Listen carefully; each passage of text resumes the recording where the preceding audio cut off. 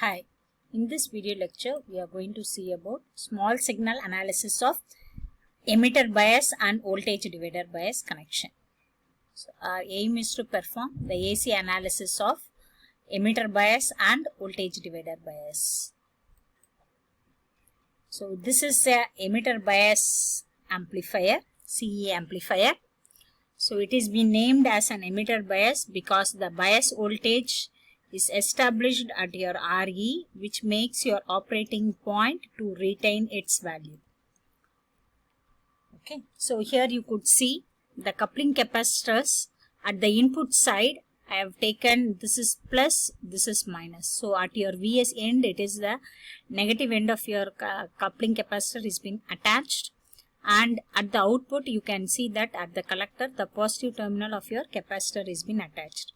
If you use a ceramic type capacitor, this should not be a problem. But if you use an electrolytic capacitor, you should take care that the negative terminal is attached to Vs and positive terminal is attached to your base. Because when the signal is absent, the current through the capacitors will be in this path. From your VCC, it takes up this direction.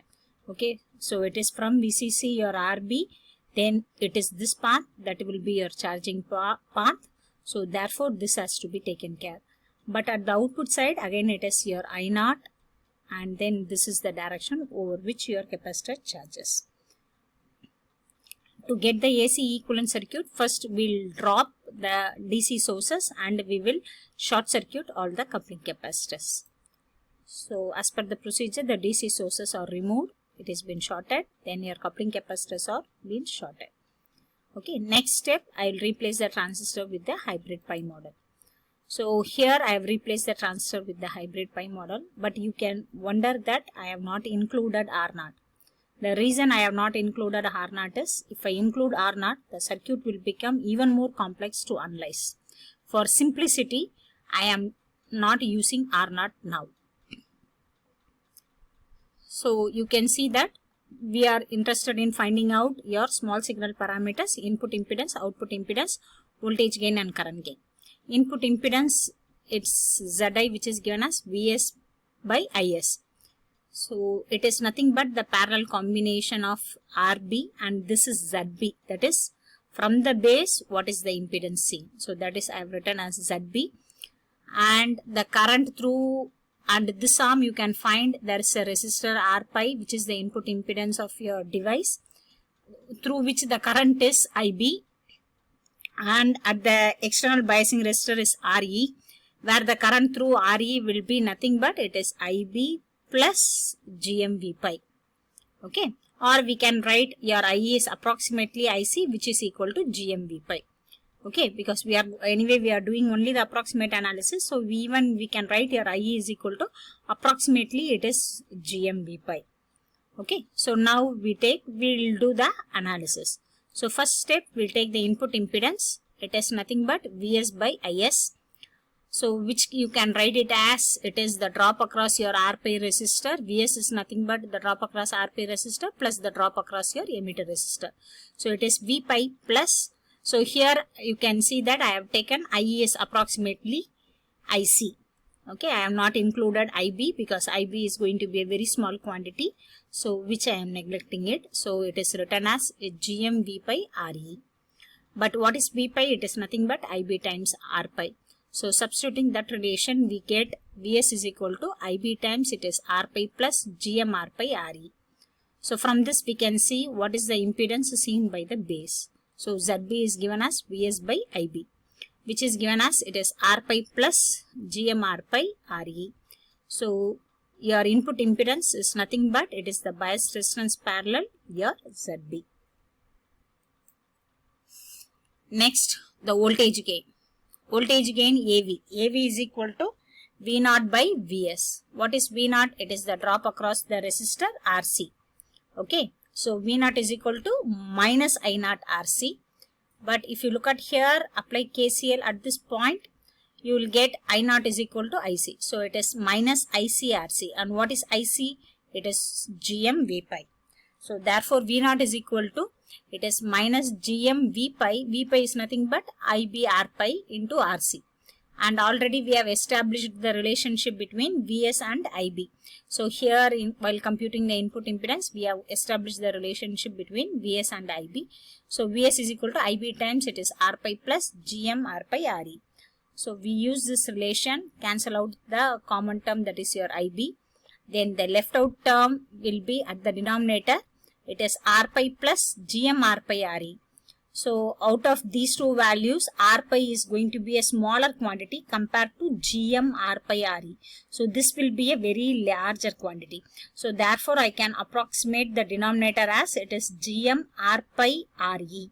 So if I make this approximation, then AV becomes it is minus RC by Re.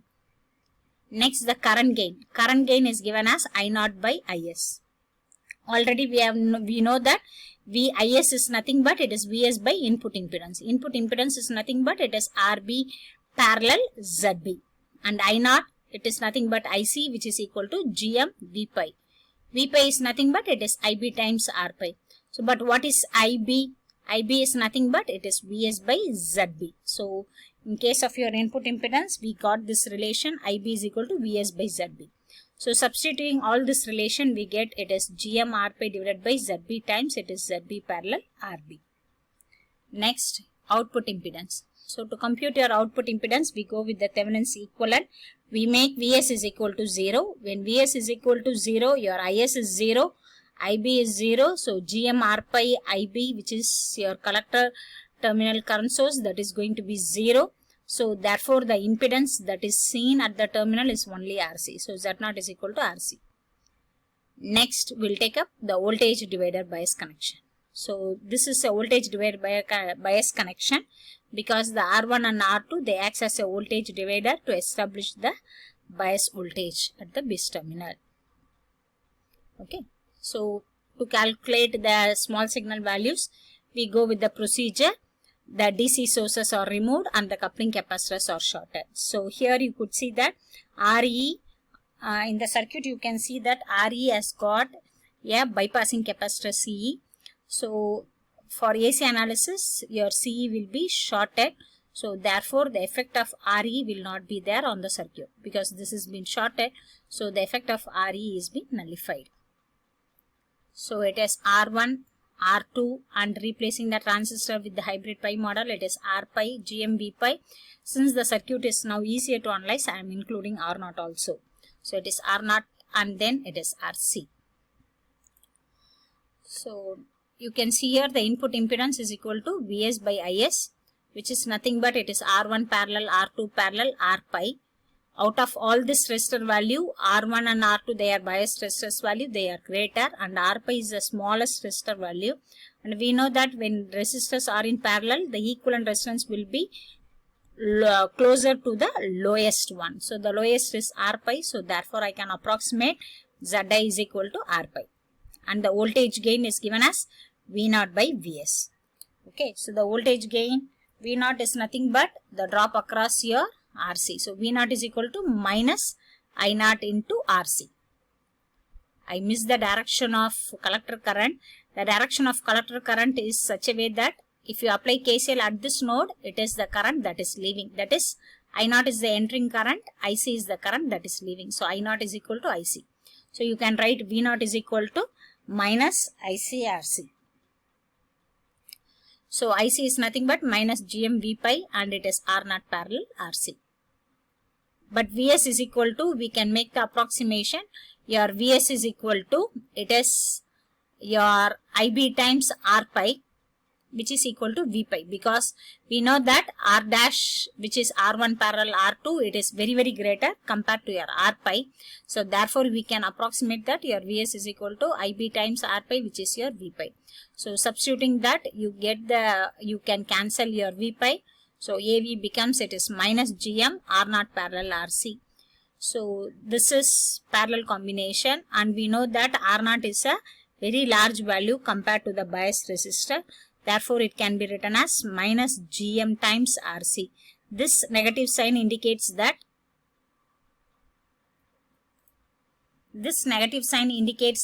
the input voltage and output voltage, they are out of phase by 180 degree.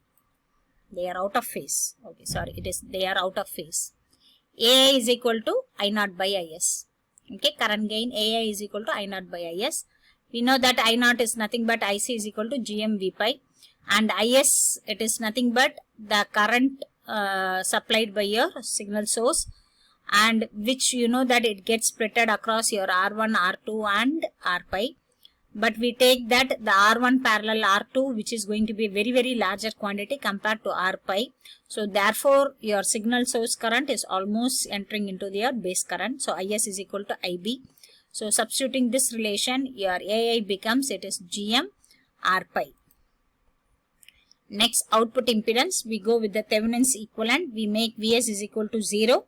When Vs is equal to 0, Is is equal to 0, IB is equal to 0. GM R pi IB is equal to 0. So therefore their collector terminal acts as a open circuited terminal with the with its own output impedance R0, and then the external biasing resistor RC. So it is R0 parallel RC, or R0 is a very larger quantity compared to RC, or you can approximate your Z0 is equal to RC. So to summarize, the emitter bias as a voltage gain proportional to RC by RE, and its input impedance is given by, it is RB bias resistor parallel base in resistance. So this is going to be a very large quantity. RB is a big quantity and ZB will also be a better quantity. So therefore the input impedance is better in case of your emitter bias compared to the voltage divider bias.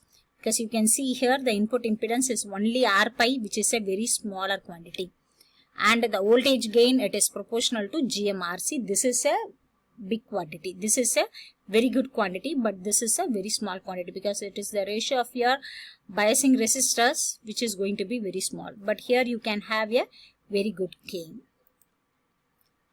And I have referred Donald A. Niemann and Robert Boylston textbooks. Okay. Thank you.